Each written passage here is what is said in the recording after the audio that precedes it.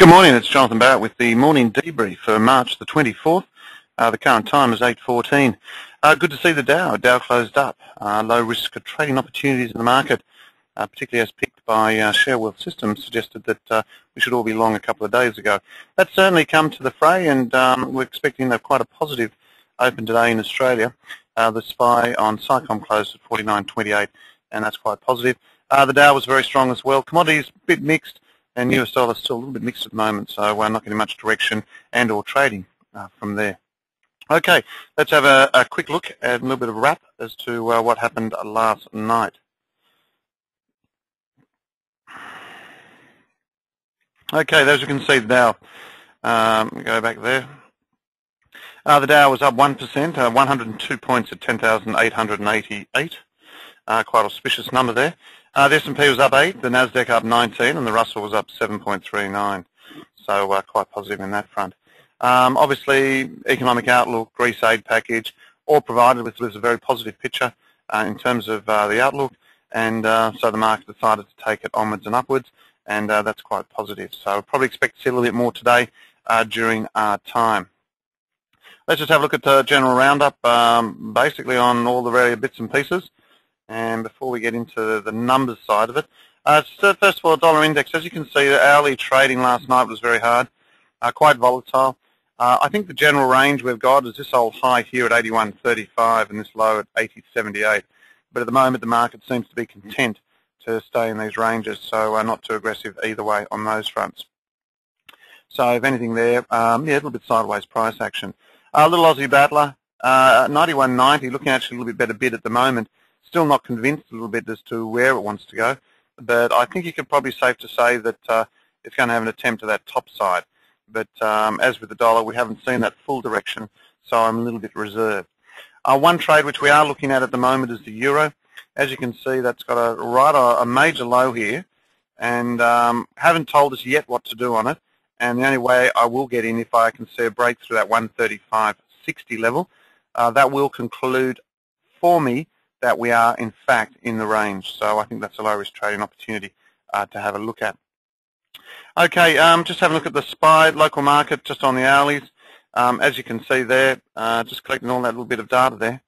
And here we go, just coming up. It looks quite positive, and I think the expectations are for it to continue to trade higher.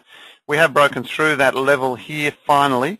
49.38. On the daily chart, you can see that we've really got to try and take out the top end, and that'll be that 49.50 level. And then once we do that, we can be a little bit sure that we are trading higher. There we go. That's it there, you can see. And, you know, these are the highs, you know, break through this area, the 49.45, and I think onwards and upwards will she travel too. So quite happy about that, if in fact it can get through that level. I really want to see that break so we can then add to some of our equity positions. So quite positive on that front.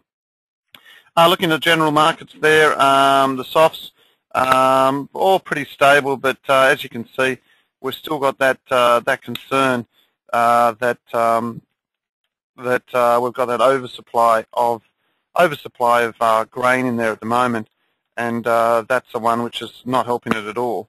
And certainly not helping prices, as you can see here, particularly with wheat starting to head down the lower end of the range.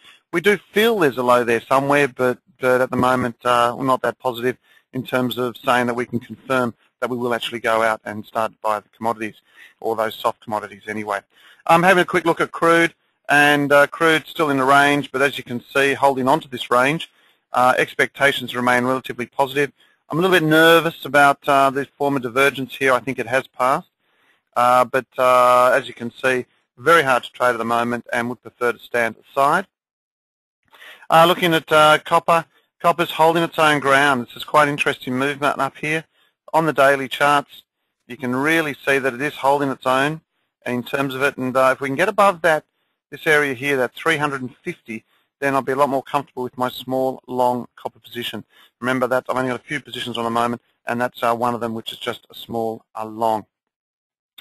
Right, now just in terms of economic calendars today, US durable goods orders will be the big ones. Keep an eye on that one. NBA mortgage applications as well. We've also got new home sales, Department of Energy gasoline or crude oil data, which will be very important. And I think probably they're the main ones to look at. So I guess you can see in a nutshell, we're going to be focused towards the US in terms of our trading. There are some trading opportunities just around the corner. I think we've got to be patient until we get to them. Keep an eye on that euro, because on the daily chart now it looks all right. Copper, still small long. Sugar, small long as well. Copper, sugar, small long. And I think, if anything, just have a quick look at that euro. That could be really fun. Anyway, that's about it from us. Hope you have a great day, and we'll certainly talk to you tomorrow.